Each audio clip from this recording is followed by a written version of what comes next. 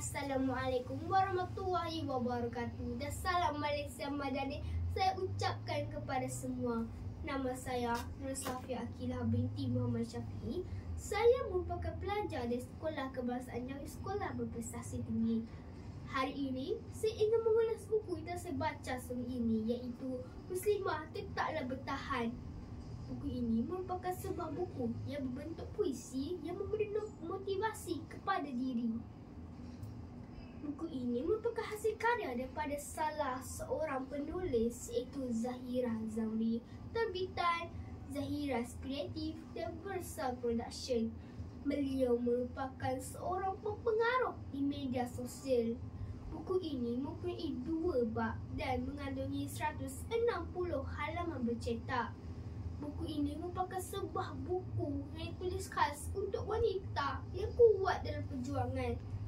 Di dalam buku ini menceritakan bahawa dunia ini hanya tempat persinggahan dan hanya orang yang mampu bertahan saja akan merasai nikmat kekuatan.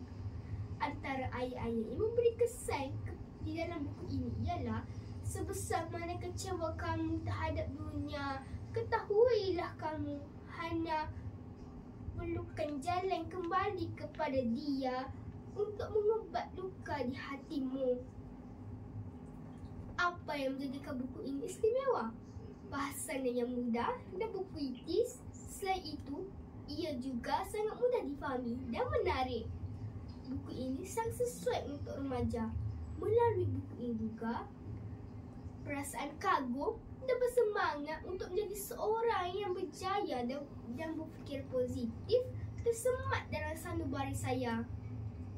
Sebagai penutup, izinkan saya mengajak rakan-rakan semua, bacalah Muslimah Tetaplah Bertahan, sebuah karya yang mempunyai kata-kata motivasi yang puitis dan bermakna. Ingatlah, kejayaan bukanlah milik orang yang tidak pernah gagal, tapi milik orang yang tidak pernah menyerah. Sekian, wabillahi taufiq wal hidayah. Wassalamualaikum warahmatullahi wabarakatuh.